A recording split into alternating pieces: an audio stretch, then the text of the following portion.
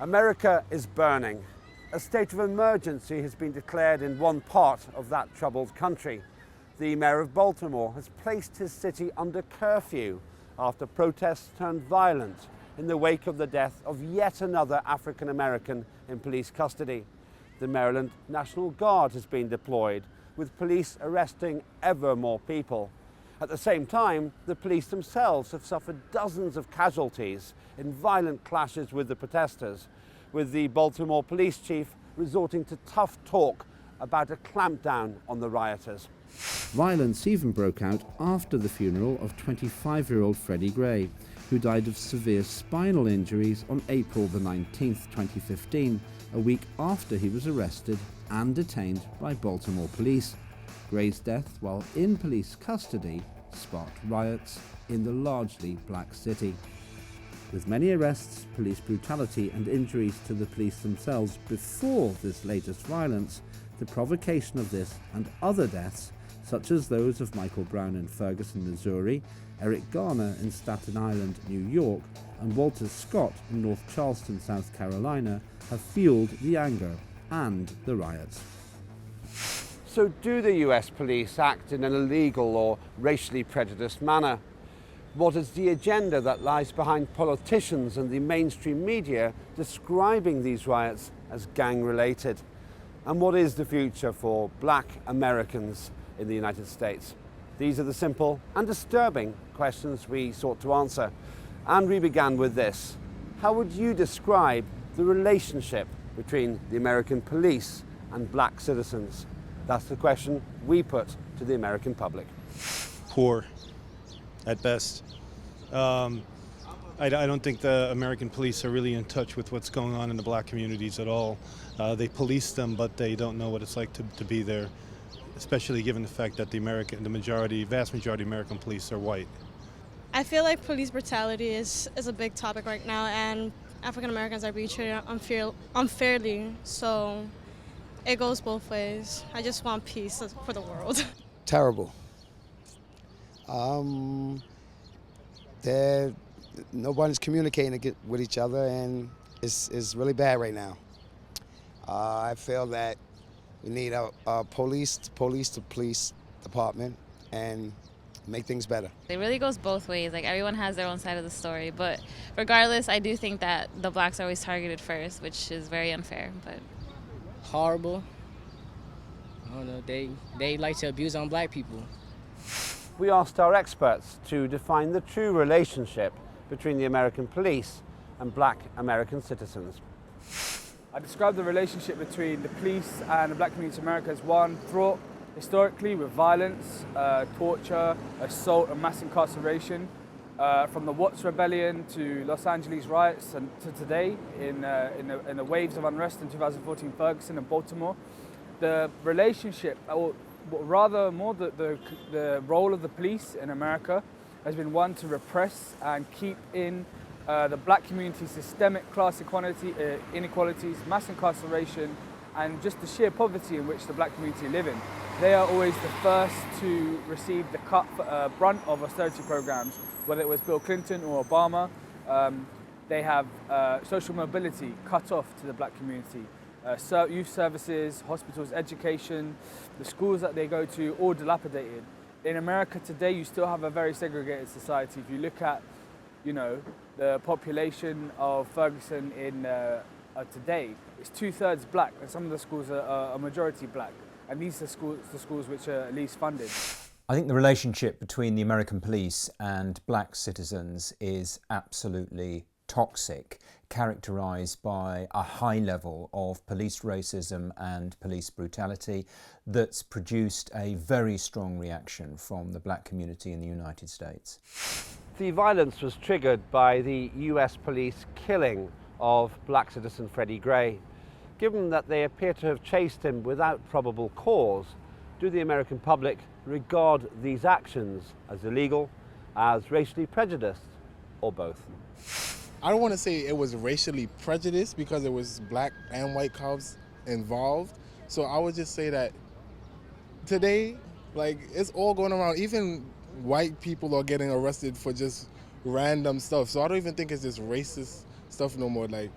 is to a point where you gotta have a certain mentality or like a certain way to look. I think it sounds like they had probable cause, but by the same time, I think they were racially prejudiced to be tuned in to the idea that he's running, he must have been doing something wrong, so let's go get him.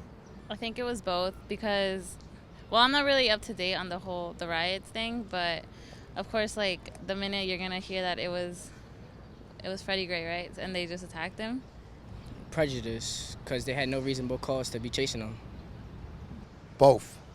Illegal because they had no reason to even chase him, and I think, well, while he was in the custody of the police, that something happened inside the police van that killed him.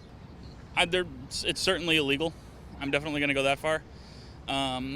Based out of prejudice, I'm going to assume so. Since these riots were sparked by a very specific killing, that of black citizen Freddie Gray, can this act be seen as illegal, as racially prejudiced, or both? We asked our experts. I believe that the police's actions in America are racially prejudiced and illegal. You have the fear of black men incorporated into the minds of Americans, especially within the police force. You have the fear of criminals or gangsters and that black anger, which acts upon and motivates white police officers and black police officers in America to kill at will and shoot on sight black men. We've seen with the death of Mike Brown, Eric Gardner, Freddie Gray, Mayor Hall was also killed in Baltimore, a black trans woman and a sex worker who turned down the road of NSA headquarters in Baltimore, was gunned down at a vehicle stop. There have been countless deaths. There's one death in every 8 hours. The statistics back and show that there's something happening within America, but there's something always existed, and that is the sheer level of racism within the armed services of America. And I do believe that whatever action is taken by the police, it has to be proportionate. And so when you see a young black man with his neck broken and not seatbelted into a van, which is standard procedure, and given the treatment of a rough ride when the driver drives the van around erratically, that is just another one of their bullying tactics, and in this case it's resulted in the death of a young 25-year-old black man called Freddie Gray. I think the riots have been triggered by police behaviour, which is both racist and obviously illegal. The police in the United States are paramilitary in the way in which they police many poor black communities, and to a large degree the police get away with murder, especially when black citizens are involved. So I don't think there's any question at all. It's a mixture of both illegal behaviour by the police and also illegal behaviour which is being fed by a high level of racism inside the police. American politicians and the mainstream media have been describing these riots as gang-related and criminal rather than as civil protests. What agenda do the politicians and the media have in doing this? We invited the American public to speculate. I think their agenda is to clamp down on free speech and to avoid the subject altogether and frame it as as acts of violence instead of really getting to the root cause. I think the riots are justified, although not the looting and the burning, but that goes along with it.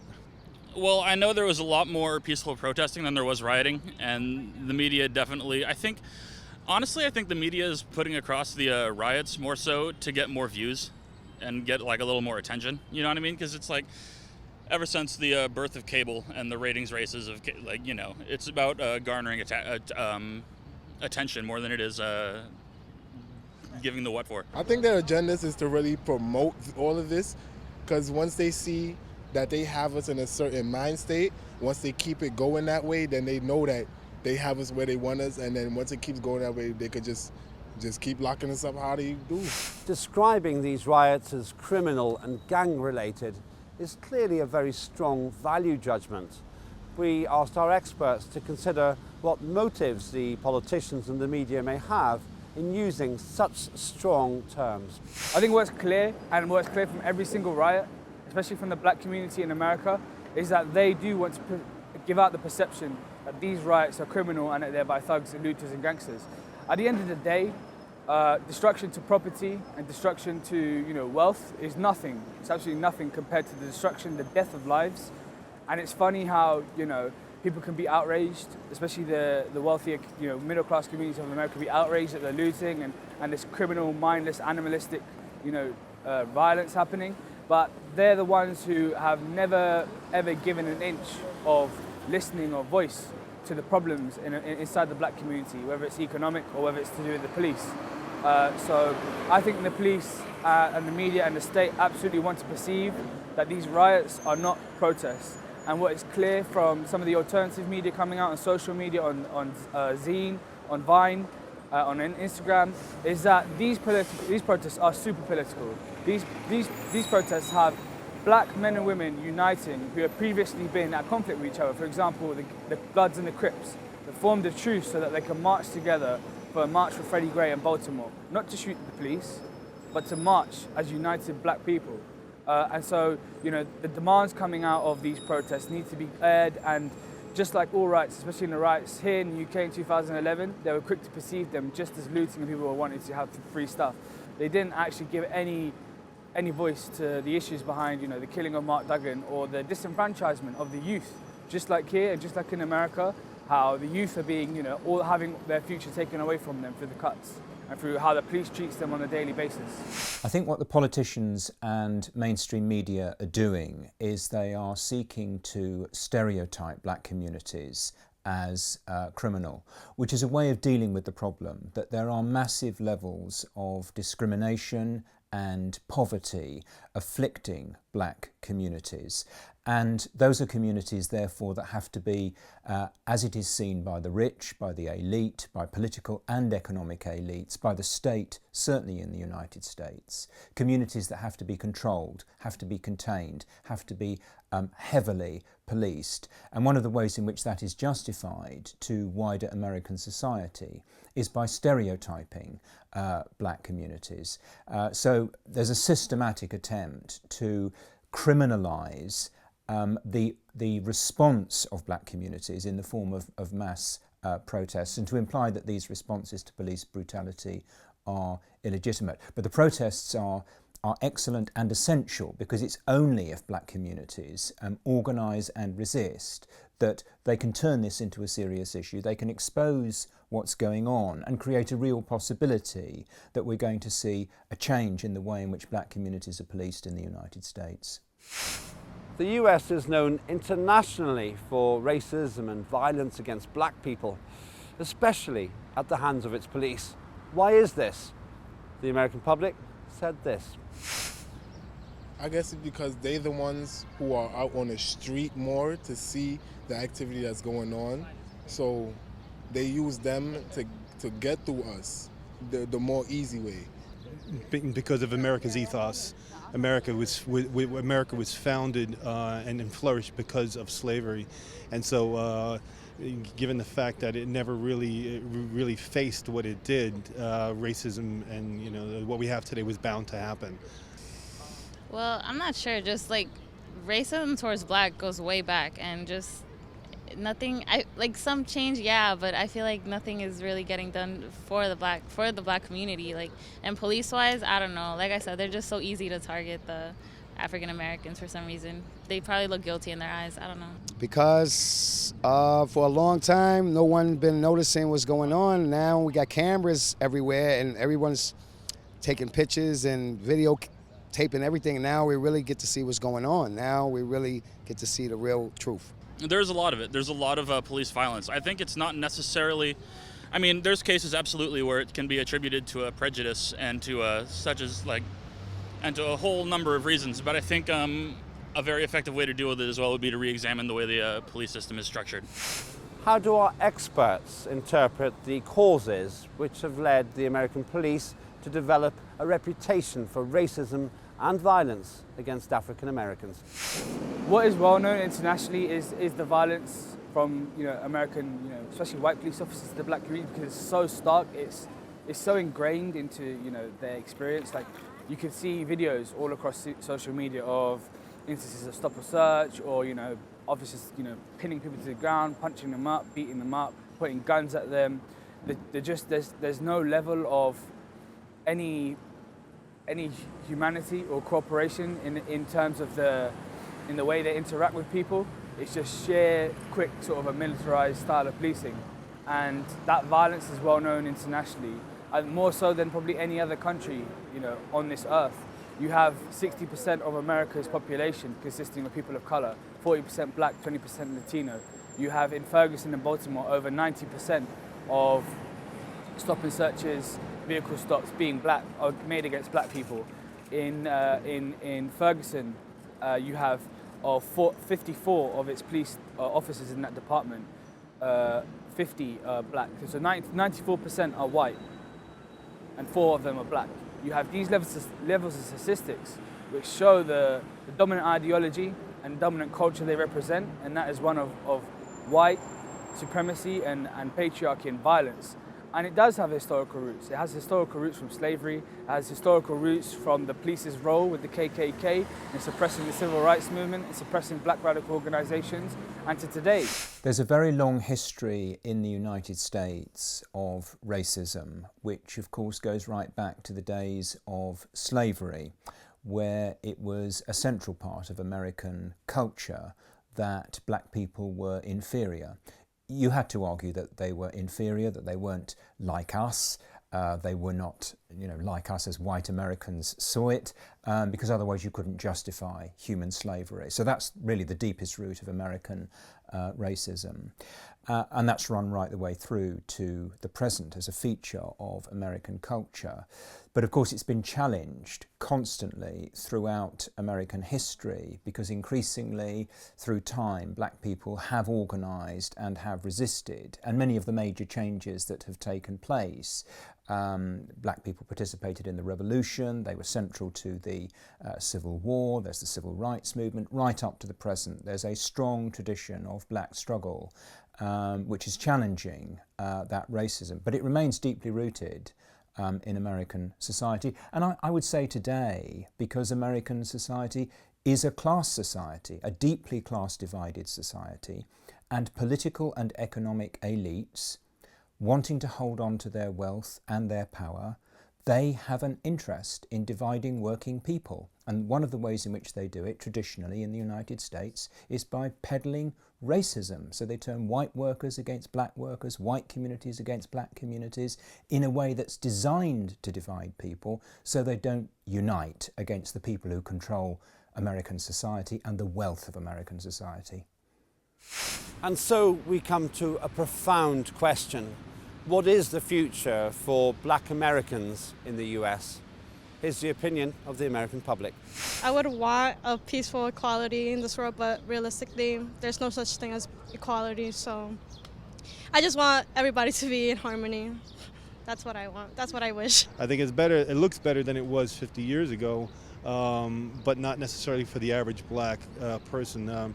There's many examples of black people prospering in America, and we know who they are, guys like Michael Jordan, Oprah, and so on and so forth. But down on the street in the trenches, it still looks kind of bad, and the average black person living in a middle-class neighborhood still faces stuff that we as white Americans don't have to, and so it's still not looking good for them. It's kind of bleak right now, but we got to make things better by having outreach programs and community programs for the young black youth. As always, we gave the last word to our experts and invited them to speculate on the likely future for African Americans in their own country. If it's anything like to do with, in the UK and London for, black men and women, it's going to be a difficult journey ahead of us. You have you have poverty increasing, especially under Obama. You have the median income of single-parent families, black families, and household incomes decreasing by 30%, like in Ferguson and Baltimore. If that's to continue, you're going to see more poverty. You're going to see more children living under the breadline. You're going to see more unemployment in some cases. In some states, black unemployment is 90%. In Illinois, 16 to 24-year-olds, there's 90% unemployment. If that is to be generalized across the US, and if the black community are to face the brunt of police brutality, of economic and social violence, then the community has a lot of challenges ahead of it, and I'm sure the black community and organisations know this in America. I think what is sure to happen is the resistance inside the community. Well, black Americans have a tremendously rich history of struggle going back 200, 250 years.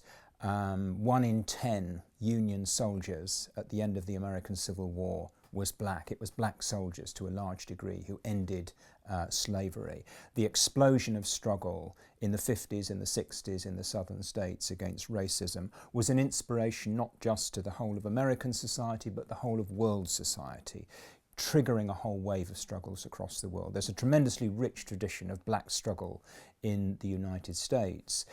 But of course the black population is a minority. It's 13% of the American population. So it's crucial that in any struggle against poverty involving black people, in any struggle against racism involving black people need to reach out to other working class communities, to the Hispanics, to poor Anglo-Saxon white Americans, to the wider American working class, and I'm using that term working class in the traditional sense, not in the sense in which it's used in the United States, but the traditional sense of all the people who have an interest in fighting against the system, which is about 80%. The black struggle needs to be part of that wider struggle for a radical change, because we will have racism, and we'll have police racism of the kind that we can see in the United States at the moment, just so long as there's a class society which is dividing people. With one part of the US declaring a state of emergency, the question of violence and discrimination against African Americans has once again hit the headlines. And it seems, however hard it tries, it simply cannot escape the exposure that causes many to regard the American police as racist. If these concerns are valid, then regardless of how often the US government tells its citizens that they are free, if you're watching these reports and seeing the alleged police violence and racism, and if you happen to be black, when people tell you you're free, it's very likely you simply won't believe them.